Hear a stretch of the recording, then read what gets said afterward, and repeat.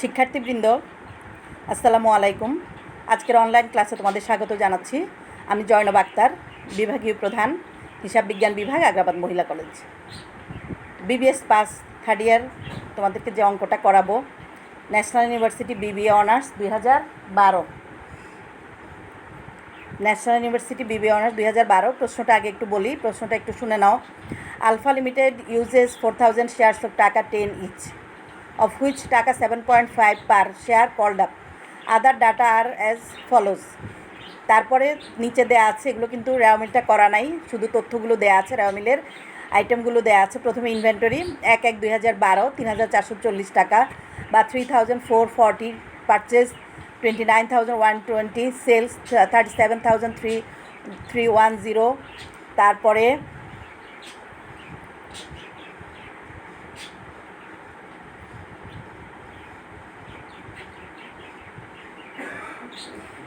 এরপরে other expenses 1820, wages 4100, investment 10,000, general reserve 10,000, machinery 8,000, debtors 14,200, creditors 2,030। এরপরে হচ্ছে cash at bank 21,730, taxation provision 10,000, investment income 620, tax paid 3,100, retained earning 1/1/2012 6,050, calls in arrear 500, ending inventory 12,500। নিচে যে অ্যাডজাস্টমেন্টগুলো দেওয়া আছে সেগুলো একটু দেখে নাও।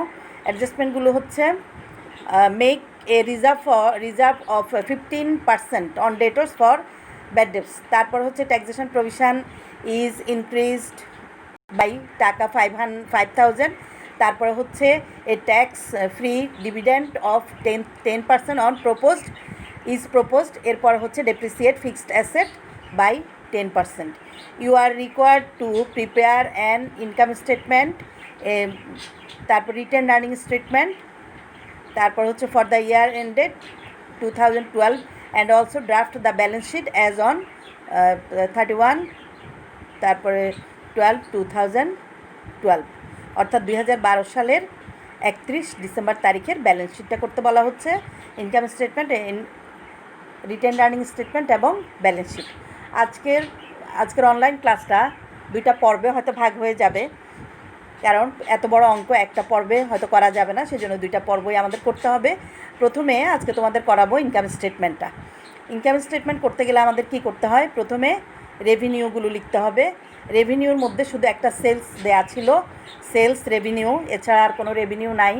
সেলস রেভিনিউ 37,310 টাকা। সেলসের সাথে সেলস রিটার্ন বা সেলসের সাথে অন্য কোনো সমন্বয় নাই, সুতরাং সেলস রেভিনিউটা একদম আউটার কলামে দিয়ে দিবে।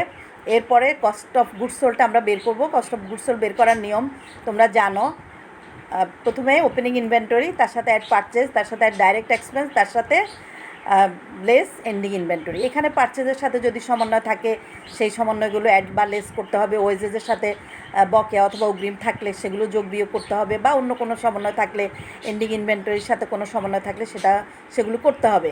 কিন্তু ওপেনিং ইনভেন্টরি, তার সাথে add purchase, add direct expense, এখানে ডাইরেক্ট এক্সপেন্সের ওয়েজেস আছে এবং এন্ডিং ইনভেন্টরিটা বাদ দিয়ে আমাদের আসছে প্রথমে ওপেনিং বা বিগিনিং ইনভেন্টরি 3,440, পারচেজ 29,120, ওয়েজের 4,100, যোগ করে 36,660। তারপরে এন্ডিং ইনভেন্টরি 12,500, বাদ দিয়ে আসবে 24,160 টাকা। আমরা যদি সেলস রেভিনিউ 37,310 থেকে 24,160 বাদ দেই, তাহলে 13,150 টাকা। সেটা হচ্ছে গ্রস প্রফিট 13,150। গ্রস প্রফিটটা আমরা পেয়ে গেলাম। গ্রস প্রফিটের পরে আমাদের যে বাদ দিতে হবে অপারেটিং এক্সপেন্স। অপারেটিং এক্সপেন্সের মধ্যে ব্যাড ডেটস এক্সপেন্স বা ব্যাড ডেটস প্রভিশন, যেটা 15%, একটা প্রথম সমন্বয় দেওয়া ছিল, make a reserve of 15% on debtors for bad dates, অর্থাৎ ডেটর্সের উপর বা দেনাদারের উপর 15% অনাদায়ী পাওনা সঞ্চিতি ধরতে হবে। সেটা আমরা ধরলাম, দেনাদার 14,200 টাকা ছিল, তার 15% 2,130 টাকা। ডেপ্রিসিয়েশন অন মেশিনারি 8,000 টাকার উপর 10% 800 টাকা। আদার এক্সপেন্স একটা ছিল 1,820 টাকা, যোগ করে আমরা পাচ্ছি 4,750 টাকা। এবার আমরা 13,150 টাকা থেকে 4,750 টাকা বাদ দিব। বাদ দিয়ে যেটা পাওয়া যাবে সেটা হচ্ছে অপারেটিং প্রফিট 8,400 টাকা। 8,400 টাকা বাদ দিয়ে 8,400 টাকা অপারেটিং প্রফিট। অপারেটিং প্রফিটের সাথে আমাদের নিয়ম অনুযায়ী নন অপারেটিং ইনকাম এবং নন অপারেটিং এক্সপেন্সগুলো যোগ বিয়োগ করতে হবে। নন অপারেটিং ইনকামের মধ্যে একটা ইনকামই ছিল ইনভেস্টমেন্ট ইনকাম, তো ইনভেস্টমেন্ট ইনকামটা আমরা লিখব 620 টাকা। নন অপারেটিং ইনকামের সাথে অপারেটিং প্রফিটের সাথে নন অপারেটিং ইনকামটা যোগ করলে আসবে 9,020 টাকা। তার সাথে এবার আমরা বাদ দিব নন অপারেটিং এক্সপেন্স। যদি প্রশ্নে থাকে, আমাদের এখানে প্রশ্নে নন অপারেটিং এক্সপেন্স কোনোটাই ছিল না, সেজন্য বাদ দিয়ে আসবে আগের মতোই 9,020 টাকা। যেটা বের হলো রেজাল্ট, এটার নাম হচ্ছে নেট ইনকাম অথবা নেট প্রফিট বিফোর ট্যাক্স। আমরা ট্যাক্স বাদ দেওয়ার পূর্বে যে ইনকামটা বের করব সেটার নাম হচ্ছে নেট প্রফিট বা নেট ইনকাম বিফোর ট্যাক্স। তারপরে আমাদের ট্যাক্সটা বাদ দিতে হবে। আমাদের সমন্বয়ে ছিল 5,000 টাকা একটা ট্যাক্স ছিল। Taxation provision is increased by 5,000।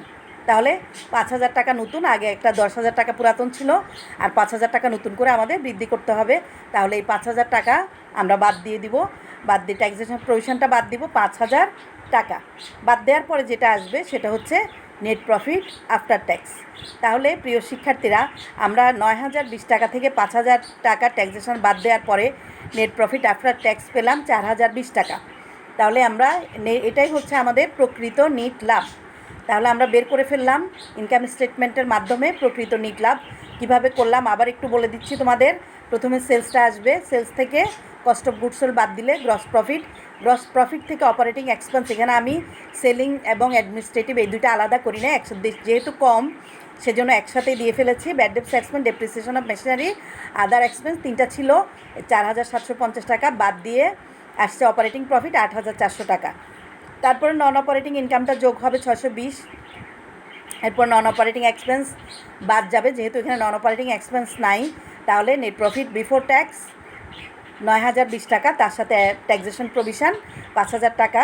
2 number সমন্বয় ছিল। বাদ দিলে যেটা আসবে সেটা হচ্ছে নেট প্রফিট আফটার ট্যাক্স। প্রিয় শিক্ষার্থীরা, আমি প্রথম পর্বটা এখানেই শেষ করলাম। তোমরা সবাই ভালো থাকবে, সুস্থ থাকবে এবং বাসায় অবস্থান করবে। আল্লাহ হাফেজ।